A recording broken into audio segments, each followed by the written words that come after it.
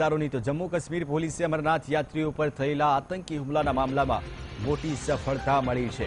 પોલીસે આ અંગે આજે મોટો ખુલાસો કરવા જઈ રહી છે। આ મામલામાં સામેલ સમગ્ર આતંકી મોડ્યુલનો ખુલાસો થયો હોવાનો દાવો કરવામાં આવ્યો છે।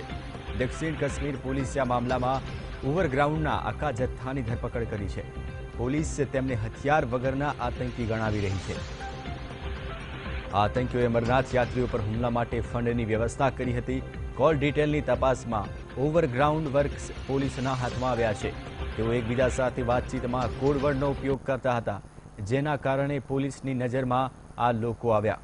તેઓ પોલીસથી બચવા માટે આસપાસના ઘર કે પછી નાળાઓમાં છુપાઈ જતા હતા। આતંકીઓએ 10 જુલાઈની રાતે અમરનાથ યાત્રીઓ પર હુમલો કર્યો હતો અને આ હુમલામાં 7 લોકોના મોત થયા હતા અને 19 યાત્રીઓ ઈજાગ્રસ્ત થયા હતા।